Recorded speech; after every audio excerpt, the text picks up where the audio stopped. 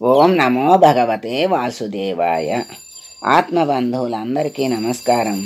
316వ నామం విశ్వబాహు.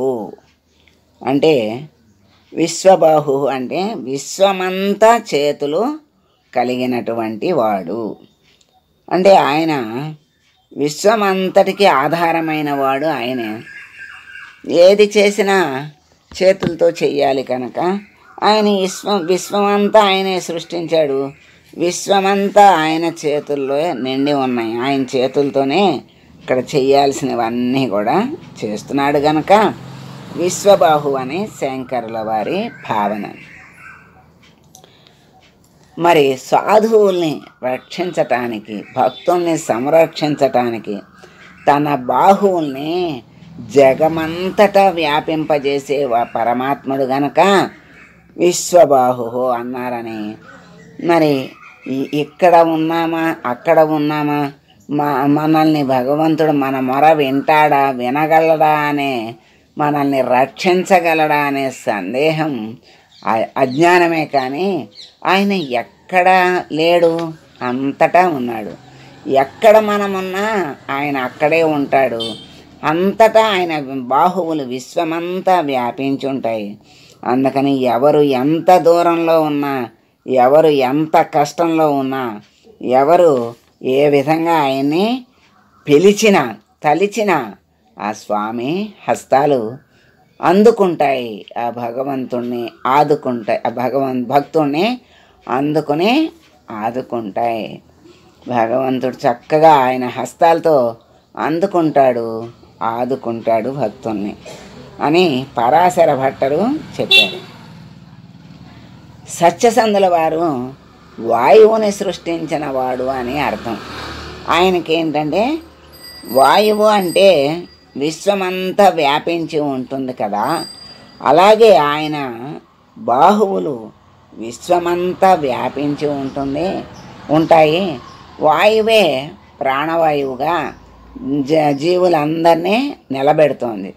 అలాగే ఆయన బాహువులు ఆ విధంగా జీవులందరినీ కూడా రక్షిస్తున్నాయి అనే భావనతో ఆయన వాయువుని సృష్టించిన వాడు ఆయన అనే అర్థం సత్యసంధుల వారి భావన. అంటే శంకరుల వారేమో విశ్వమంతటికి ఆధారమైన వాడు, విశ్వమంతా బాహువులతో నిండి అందరినీ రక్షించేవాడు అని ఆయన. అంటే మరి సాధువుల్ని భక్తుల్ని అందరినీ కూడా ఎవరు ఎంత దూరంలో ఉన్నా ఆ స్వామి హస్తాలు అందుకుని ఆదుకుంటాయి అని పరాశరులు చెప్తే, సత్యసంధుల వారు వాయువుని సృష్టించిన వాడు కనుక ఆయన్ని విశ్వబాహు అన్నారు. వాయువు ఎలా వ్యాపించి అందరికీ ప్రాణాధారంగా ఉందో అలాగే ఆయన బాహువులు కూడా ఎప్పుడూ కూడా సిద్ధంగా ఉంటాయి రక్షించటానికి.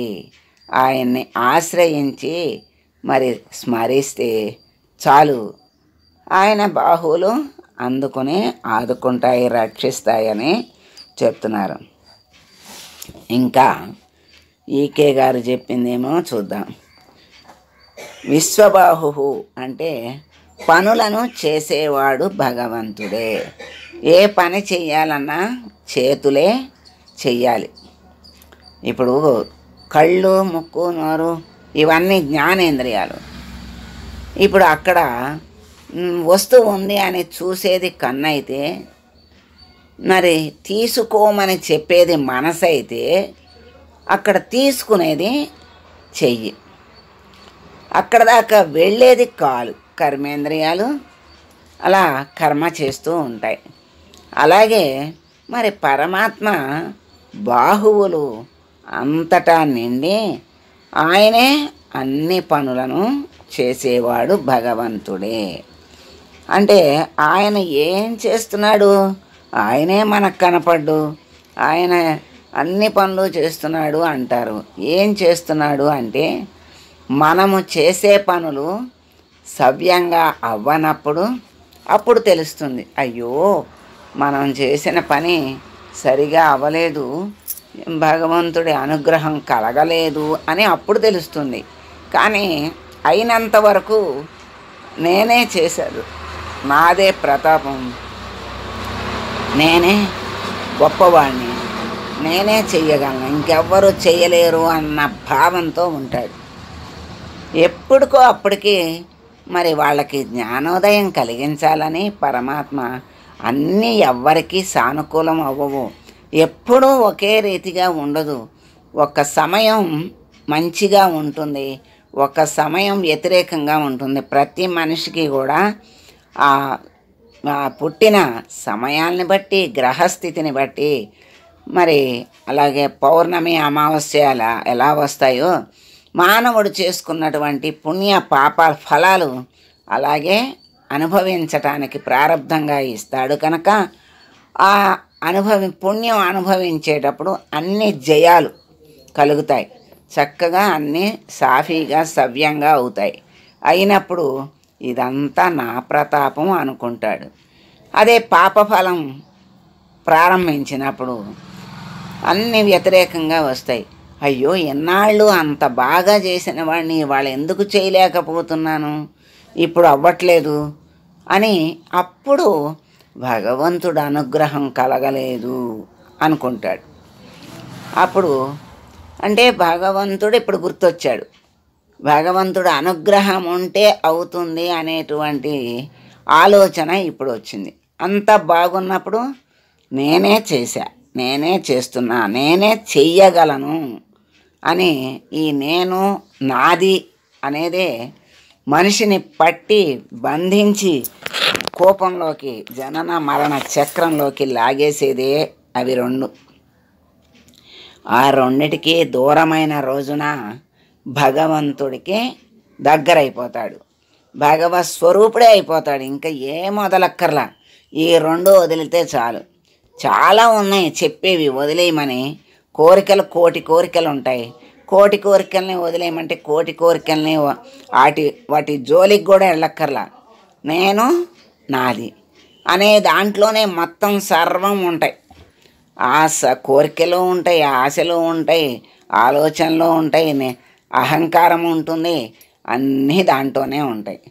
ఇవన్నిటినీ పోగొట్టుకోవాలి అంటే అన్నిటిది అమ్మో కోటాను కోట్ల కోరికలు, మరి కోటాను కోట్ల ఆలోచనలు, ఇవన్నీ మనలో ఎన్నున్నాయో మనకే తెలియదు.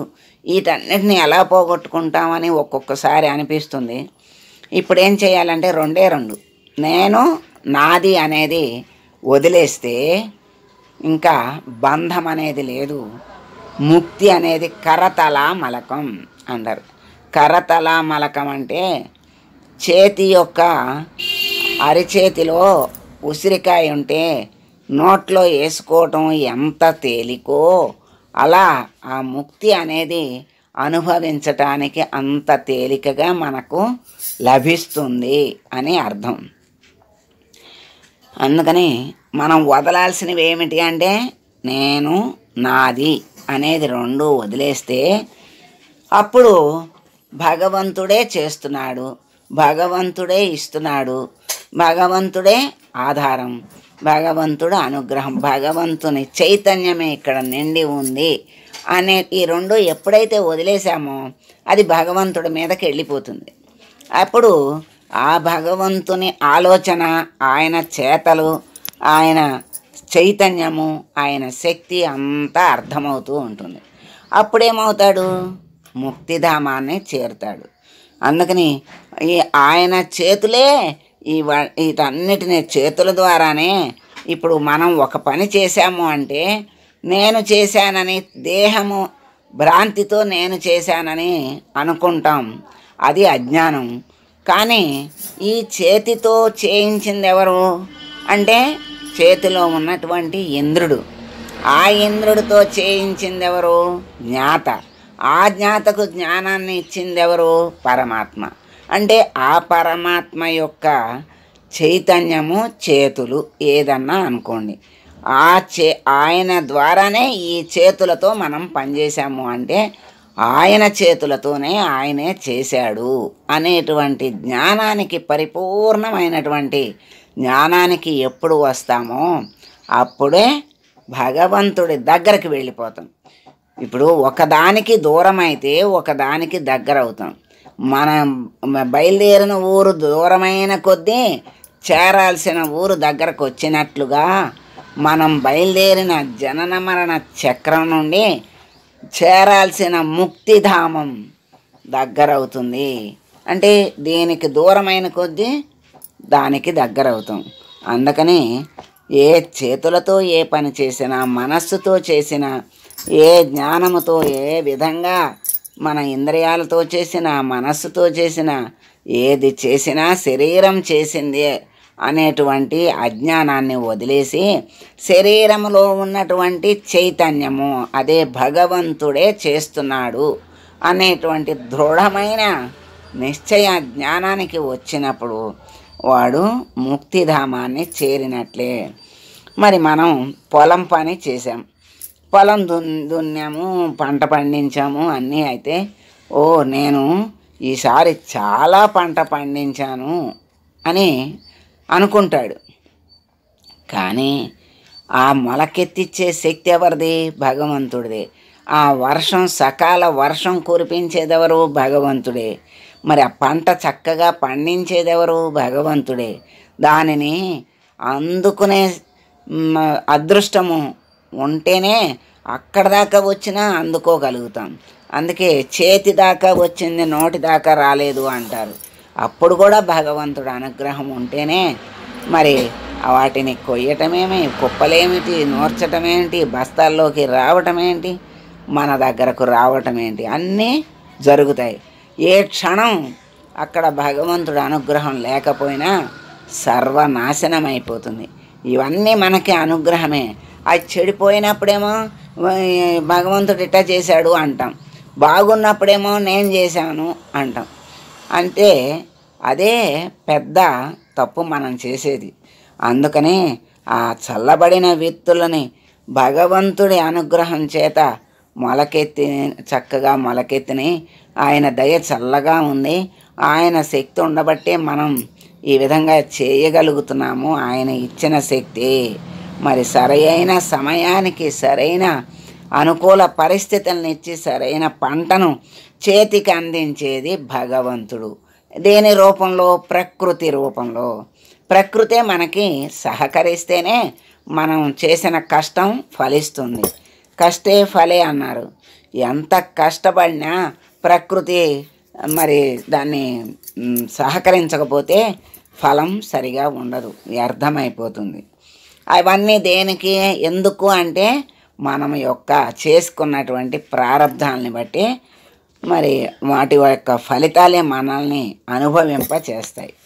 అలా ప్రకృతి భగవత్ స్వరూపమే. అట్లా ప్రకృతిలో భగవంతుడు ఆయన బాహువుల్ని చాచి వాటిని అన్నిటినీ చక్కగా నడిపి చక్కగా మనకి పంటని అందిస్తున్నాడు. పండించిన రైతుకి పంటనిచ్చేది భగవంతుడే. కనుక ఈ విశ్వమే ఆయన బాహువులు అని మనం చక్కగా ఈ నామం ద్వారా ఆయన బాహువుల యొక్క శక్తిని, వ్యాప్తిని, మరి చేసేటువంటి ఆ పనుల్ని అన్నిటినీ మనం తెలుసుకోగలిగాం. ఆ విశ్వబాహు నామి అయినటువంటి పరమాత్మని వేడుకుంటూ, స్వామి ఈ చేతులతో నువ్వు చక్కని పనులను చేయించి చక్కని జ్ఞానాన్ని ఇచ్చి అన్నీ జ్ఞాన మార్గంలో నడిపించి నీ దరికి చేర్చుకో స్వామి. అన్నీ నువ్వే చేశావు అనేటువంటి జ్ఞానము నుండి పక్కకి తొలగకుండా నాది నేను అనేటువంటి వాటిని దూరం చేసి నీ దగ్గరకు చేర్చుకో స్వామి అని వేడుకుంటూ మంగళం పాడదాం. మంగళం కౌసలేంద్రాయ మహనీయ గుణాత్మనే సర్వలోక శరణ్యాయ సాధురూపాయ మంగళం. ఓం